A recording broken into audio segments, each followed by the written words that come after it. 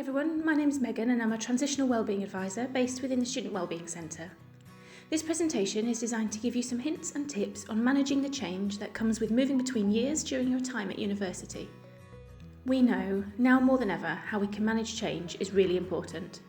Change is an inevitable part of life. How we manage change, whether that be in our working, personal or private lives, can have a huge impact on our emotions and our overall health and well-being. During periods of change or uncertainty, we must remember to look after ourselves and be able to recognise the signs when we may need to reach out for help and support. As you move from one academic year to the next, you'll experience some changes that may leave you feeling a little unsettled and perhaps a little nervous. This is especially true for those who, due to the pandemic, have not had an opportunity to experience the campus when there are no restrictions in place. We hope that this presentation will give you some guidance as well as hints and tips on managing that change. We will also discuss who you can reach out to should you need any support. To start, here is a short video made by our Digital Student Life team. Hannah is a previous student to the University of Lincoln and agreed to come back and tell us her story. I'm Hannah and I studied Animal Behaviour and Welfare. I graduated in 2017. Before university, life was pretty dull. I had quite boring jobs, things that weren't really fulfilling. You expect that it'd be on the same level as college, when actually it's a lot more difficult. So when I first came to Lincoln, I was enrolled on the psychology course. After my first year, I decided that it weren't for me. And with advice from many services, careers, student wellbeing, I chose to enrol onto Animal Behaviour and Welfare, which I knew at the time was the right thing to do. Before I came to uni, I had an assessment because I'd had a diagnosis of depression and anxiety. I came into student wellbeing and I saw one of the advisors. She could tell that I was quite anxious and shaky, so she helped me with sorting out some medication, getting an appointment with the GP downstairs. As my time went on throughout university, my mental health did start to deteriorate. They supported me week in, week out. They came to appointments with me to see a psychiatrist, which is where I got my diagnosis of borderline personality disorder. Whilst I was at uni, I picked up some quite bad self-destructive behaviours, from excessive drinking, not sleeping very well, just abusing myself and my own needs, really. With all that came many ups and many downs as well. The downs were a lot of self-harm, a lot of suicidal ideation, hospitalisation, and it was quite a rocky road. It was quite challenging for the people working with me,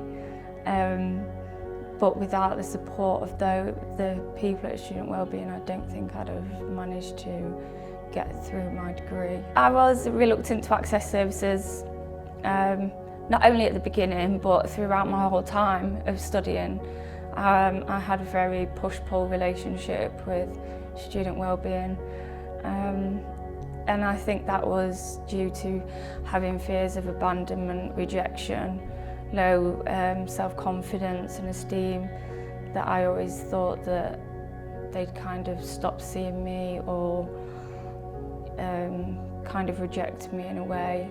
I'd built up a really good relationship with my advisor, and the fear of that being taken away was really difficult, especially in my last year.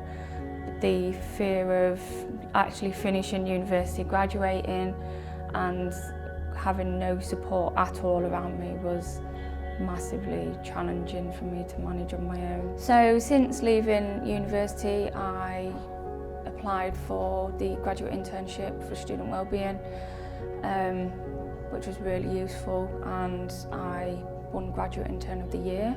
And from then I now work in mental health services, which is the local crisis house, supporting people in mental health crisis. So this for me is rewarding, and I always wanted to kind of be able to give to somebody what I got given to me.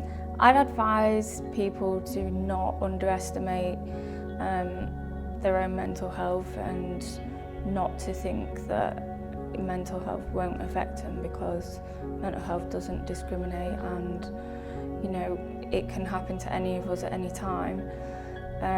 You just need to be able to have that resilience and those coping mechanisms to be able to get yourself through it.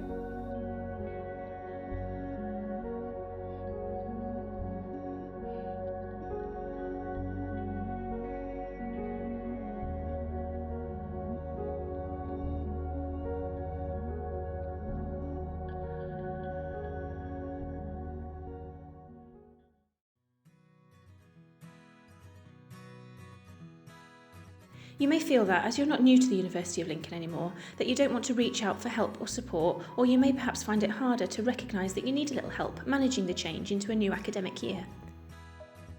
So what changes might you be dealing with? Here's some examples of the small changes that you can prepare for as you move between years of study. Changes in academic modules or tutors, increased self-directed study, new or different accommodation, increased workload, changes in study. Perhaps you're doing some placements. Have a think about some of these examples. Having a better understanding of possible changes will leave you feeling more prepared and better able to cope.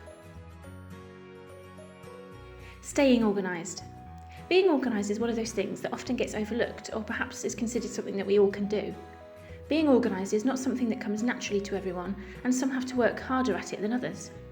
However, it's a great way to keep your stress levels down and generally leave you feeling far better prepared for changes that may come. Being organised doesn't just mean keeping your study materials in order or planning what you're going to eat for the week. Try taking a wider look at how you can be organised as you return to university after your summer break. Is there anything that needs doing prior to re-enrolment? Do you know what modules you'll be taking this time around, and can you do any reading around those topics? You may find you have a slightly increased workload or a move to more self-directed study, so keeping yourself organised will help you prioritise your work and ensure you get things done on time. Being organised in this way can help you to keep your stress levels down, therefore leaving you feeling more comfortable as well as healthier and happier. Smarter goal setting. Most people will have come across the SMART or Smarter goal setting system before. It's a great reminder for when we're setting goals, no matter how big or small, that we try and ensure they fit the SMART goal system. Have a think about this as you begin to set your targets for the new academic year. It will help you ultimately achieve those goals you set for yourself. Top study tips. Study tips are always helpful, no matter where you are on your academic journey. Here we have listed a few for you to consider. Recheck and evaluate your goals regularly. We've talked about why it's important to set goals and to try and stick to them. Re-evaluate them if you need to, move them around if things change. Continue to organise your study materials. If you're already an organised person, try to keep this up as you come back to university. If not, use this as an opportunity to become better organised and see what difference it makes to how you feel and the way you study. Know the difference between social support and social distractions. Sometimes you have to be strict with yourself. Think about what's happening around you and if anything is causing you a distraction. This can even be well-meaning friends. Don't leave things until the last minute. Some people work well under pressure. However, it can have a real impact on our physical and emotional health. Wherever possible, plan ahead and avoid last-minute rushes to get work completed. Take regular breaks. Make sure you plan time in to have a break and rest. You'll be far more efficient if you do. Use available resources. Don't forget to use what's around you. This may mean the library, course mates or academic staff. Do continue to access what you need. Be the first to admit if you don't understand. If you need help, don't be afraid to ask. You'll feel much better if you get the support you need, and you'll be better able to produce the work you're capable of. Resilience. What does resilience mean to you? Do you consider yourself to be a resilient person? Resilience isn't just about your ability to bounce back from something, but it's about your capacity to adapt in the face of challenging circumstances. Dealing with change can be one of those. Progression through your studies may mean you're facing new and different challenges. Each time you overcome one of those challenges, you're working on your resilience. Here is a short video which demonstrates really well what resilience is.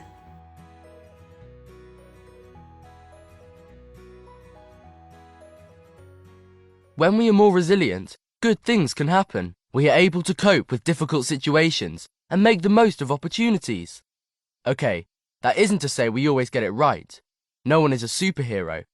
But when our resilience is stronger, the difficult stuff doesn't get to us as much. We are far more likely to keep things in perspective, solve life's problems easier, keep focused on what really matters, and even thrive. Challenges come along. Hey, that's life. What matters is how we deal with them and learn from them. Research has shown that being resilient isn't just doing one thing, it's about bouncing back with optimism, being flexible about how we see things, taking a little risk, but most importantly, doing something about it. Sometimes we think of resilience as just keeping strong and getting through. It's not. Well, the truth is that resilience is all of these and more. We just need to work out when to bounce back, when to be flexible, and when to just keep going. The most resilient approach of all is reaching out, asking for help, and recognizing we need support. Sometimes we forget that one, and it's very important. We can all get more resilient. The main question is how to. There are skills that can be taught that we know work. If we can learn and practice them in the small, everyday situations, the type of things that poke you in the side or get you a little annoyed, if we practice using the skills for the small stuff, then two amazing things happen. One, we can deal with the small stuff so it doesn't build up. And two, we are better prepared to deal with the big stuff. That's valuable learning at any age.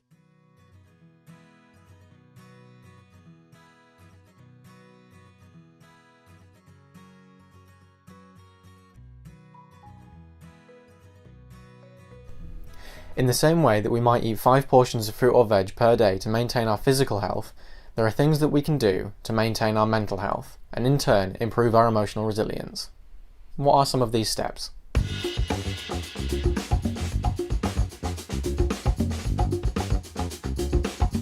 We're going to talk about all 5 of them. Be active. Physical activity can lower feelings of stress, so you need to be physically active whenever you can. Go skating or walking, it doesn't have to be running, you just need to get out and be active. Even slower paced activities such as walking can help boost your mood. Just try and incorporate into your everyday, so just going for a walk to the shop instead of driving to the shop if it's not far. Now, one of the 5 ways to well-being is through connections. When you talk to someone or socialise, it doesn't have to be face-to-face. There are so many different apps that you can use via the internet that can allow you to talk to someone virtually. It's recommended that you try and connect with someone at least every single day. The best ways you can talk to someone are by asking how their day's been, asking what they've been up to, or even just talking about something like a similar hobby or interest that you both have. And always make sure to actively listen. That's going to keep the conversation going and also show that you care. Giving can be a great way to boost your mental well-being because making other people happy makes us happy, and it gives you a great satisfaction in knowing that you made their day in a small way. And it doesn't have to be something big.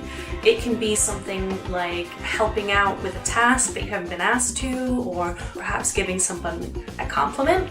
You don't even have to be around the person. For me, I wanted to send a compliment to my best friend who's back in Denmark.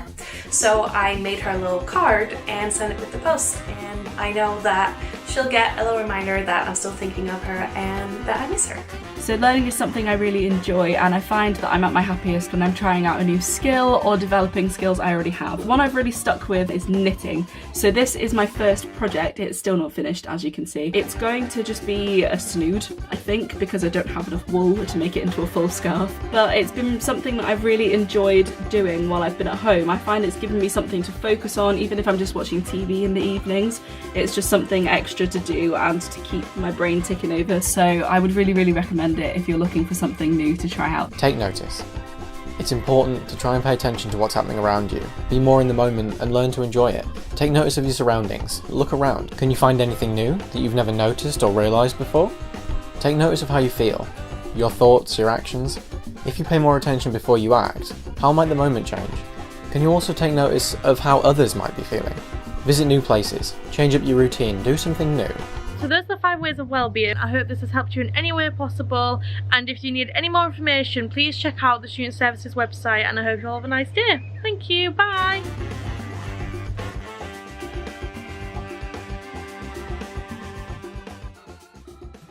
Connect. Social connections are crucial to promote positive well-being. Try to connect with someone each day. This doesn't have to be face-to-face if you can't. Have a FaceTime catch-up with friends or family. If you can, take some time to chat to someone and actively listen and engage. Again, you'll be surprised how important this is to your well-being and how much better you feel afterwards. Be active. Try to keep as physically active as possible. We don't mean that you need to run a marathon, but try to get out and get some fresh air each day. It might be walking to the shops, or you might enjoy going to the gym. Your changes don't have to be huge, but try to incorporate things into your daily routine. Hopefully you'll find that your mood improves and you feel less stressed. Give. Giving is one of the easiest and best activities to boost your mental well-being. There are lots of things you can do, big and small. Think about holding the door open for someone or doing a job for a friend or family member. It can be as easy as giving someone a compliment. Keep learning. Being at university helps with this one, as you're always learning and developing. But don't forget that you can do things outside of university to help. Consider joining a club or group that's involved in your interests. Read a new book or watch a TED Talk on a topic that interests you. There are plenty to choose from. Continued learning can help increase your confidence and self-esteem. Take notice. It's very easy to get swept away and caught up in busy life. Taking notice is about being aware of what's around you and taking time to enjoy it. When you're walking from one place to another, look around you. Can you see anything new that you've never noticed before? Take notice of how you feel, your thoughts and your actions. If you can, try to visit new places and really take an interest in what you see. Managing emotions. All of us will feel a range of emotions day to day. At the end of any given day, you may find that you've experienced highs and lows and probably spent a lot of time somewhere in between. Experiencing these emotions in response to different situations is perfectly normal, and that's really important to remember. What's also important is how we handle this range of emotions. When we talk about emotions, we can be talking about a huge diverse range of feelings. This might range from sadness to anger, frustration, anxiety or stress. Of course, it's very rare that we get one feeling without another. For example, sadness might also bring worry and fear. We all feel these in different ways and at different times. What we want you to start thinking about is what can help manage these emotions. Again, this is going to be different for different people, and what works for others may not work for you. From our work within the Student Wellbeing Centre and working with individual students, we wanted to share with you some ideas that may help. Exercise. As I said earlier, we don't mean you have to go out and train for a marathon, unless you want to, but try to get out and get some fresh air every day. Talking. Talk to friends and family about how you're feeling. It's often helpful to get someone else's perspective. Writing a diary. If you feel you can't talk to friends or family, try to get your feelings out by writing a diary or a journal. Often, just the act of writing things down and getting them out of your head can help lift a weight off your shoulders. Keeping positive. Try to remind yourself of the positive things whenever you need to. Remember the things that you've achieved and what you have to be thankful for. It's not always easy and it takes some practice, but it's a great skill to master in difficult times. Identifying strengths. Being able to identify your strengths is not only an important skill for our professional lives, but also for our personal lives. In times of struggle and difficulty, being able to remind ourselves of the things we're really good at is so important in order to help us cope. Being able to identify your strengths is not always easy. It's not something we're ever actively taught to do, and therefore we have to try and do it ourselves. If I asked you to write down 5 things that you're really good at, you'd probably find it really difficult. But if I asked you to write down 5 things you're not so good at, you'd probably find it much easier. And why is that? Perhaps it's because we're worried about being seen as a bit arrogant, or perhaps we just don't know how. Either way, being able to identify your strengths is really helpful. So how can you do it? Record the good. We talked about being able to remind yourself of positive things earlier, and this is a great way to do it. Find a way that works for you, but consider a memory box or perhaps a journal. Remember what you have achieved and remind yourself how you got there and what strengths you used to do it. Go to bed on a positive. Sometimes when we feel low in mood or we're struggling to cope, the temptation is to go to bed and sleep it off. We often see this in students we work with, and we work really hard to break any unhealthy sleeping patterns. However, consider your routine and what you're doing before bed. If you're feeling really low in mood and you don't deal with these feelings in some way before you go to sleep, the chances are that you'll wake feeling much the same way. Perhaps use your memory box or have a reminder of something positive that you can focus on before you sleep. Hopefully this will not only help you to sleep, but help you to wake on a more positive note. Add a but to anything negative. This is a good trick to remember, and it's something that's now being taught to children as young as 5 in schools.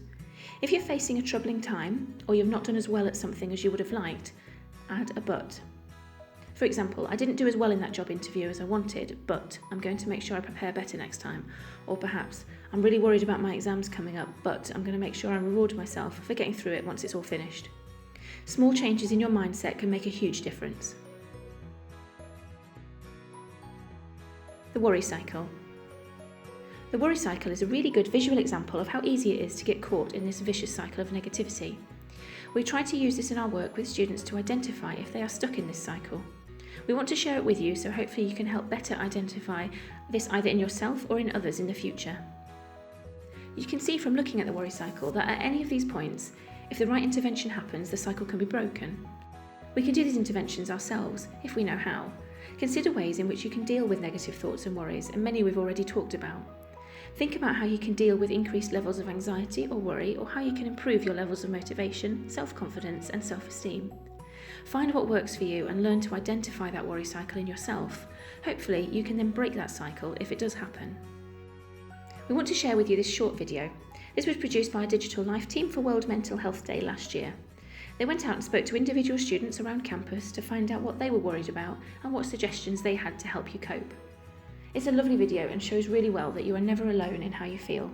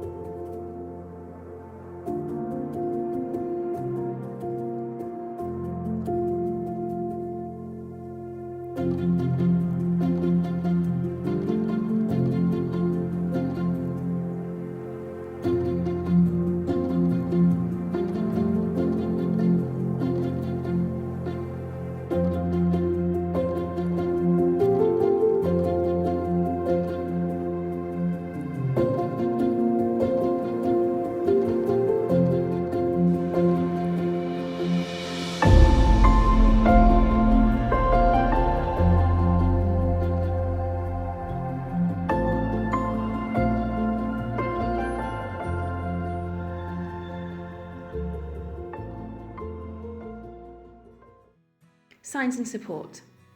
Signs we may be struggling. As important as it is to be able to manage your emotions, it's also incredibly important to be able to identify when you're not coping and to know where to get help and support. So what signs might you be looking for in yourself and in others? Appetite.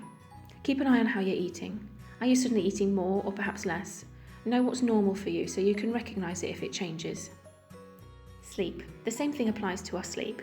If you're struggling to sleep at night or perhaps wanting to sleep a lot during the day, is that normal for you? If not, perhaps it's time to ask for some help and support. Emotions and thoughts. It's so important to keep track of how you're feeling. Of course, normal anxieties and stresses in life will happen, and it's usual to feel those ups and downs.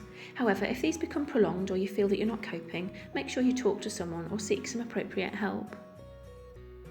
Socialising. Again, it's important to know what's normal for you. Perhaps you're a real social butterfly and you love being out and about, but if that changes for you, ask yourself why that might be and look out for those trigger signs. While some of these may seem to be really basic, quite often when we find ourselves in challenging situations, our self-care is the first thing to get neglected. So keep an eye on these basic things and ask for help if you need it. What can help? Simple self-help can work wonders if you're feeling a little bit overwhelmed. Have a think about what might work for you. Sometimes it's a bit of trial and error, but things like simple breathing exercises can calm your body and mind to help you deal with more difficult or challenging situations. Think about your self-care. How are your eating, sleeping and exercise habits? Is there anything you need to improve or change? Often when we're feeling under pressure or overwhelmed, our self-care is the first thing we begin to neglect, and this can have a huge impact on how we're feeling. When you come back to university after a break, you may find that your routine changes a little. Find what works for you and perhaps try different ways of planning and organising. Make time for families, friends and hobbies. This is really important to help your mental well-being. Sometimes it's easy to get lost in busy study life, so try to plan time in if you can. Remember that things will challenge you, upset you or make you angry at times. The important thing is how we deal with those feelings, so try and find out what works for you. Who can I ask for help? We talk a lot about support networks. Think about how this looks for you. Who forms your support network? It will be different for everyone. Perhaps it's family and friends, workmates, GPs, teachers or extended family members. Use your support network as much as you can if you feel you need to. It can be difficult to ask for help sometimes, but there is plenty of support available to you. Online support. Don't forget about all the online support that's available to you also. We have listed 2 great resources here, but there are plenty more out there who offer great support in difficult and challenging times. Have a look and see what suits you and what works for you. Remote support in this way is often great in those early days if you're a little unsure about asking for help. Top tips. Before we come to the end of our presentation for you today, we wanted to leave you with a few top tips, as we know that taking in this amount of information can sometimes be a little overwhelming. Think about your overall well-being as a whole and how you can try to work on each part in small amounts to help you feel balanced and more able to cope. Follow the 5 ways to well-being if you can. Be active, connect, give, keep learning and take notice. We talked about these earlier on. Try and incorporate a little into your everyday. Find some balance. Try to find that age-old work-life balance if you can. Make sure you have time for yourself and for doing the things that you enjoy. Make time for family and friends. Spend time with people that you love and doing things that you enjoy. This is just as important as those aspects of self-care that we talked about earlier on. Make time for hobbies and interests. Find time for the things that you enjoy. Perhaps you want to learn something new. Challenge yourself if you want to, or allocate time for your dedicated hobbies and interests. Get enough sleep. Keep an eye on your sleeping pattern and routine. Sleep is so important to keep you in a position where you feel that you can cope with those everyday stresses. Eat well. Try to stick to a healthy diet as much as possible. This will help you concentrate better, have more motivation and more energy. Recognise the good. Reward your achievements and hard work. Work out a way that you can do this. That might be a memory box or having a collection of photos that you can look through. Focus on the positive as much as you possibly can. Take breaks when you need to. Ensure you're having time away from work, however that might look for you. You'll be more productive when you're working if you've had enough breaks. Know your support network. We said earlier that this might change depending on your circumstances, but try to understand what your support network looks like and remember all the online resources that are available to you. Get them saved on your favourites or download apps if they're available. Please take some time to look at our contact details. Remember, the Student Wellbeing Centre are here to support you, so please do reach out if you need to. We also have social media, which you can follow. It's well worth following us as we often post useful hints and tips on managing change and keeping your overall well-being in good health. Thank you so much for taking the time to listen today, and remember to seek support if you need to and to look after yourself as much as you possibly can. Thank you again for listening.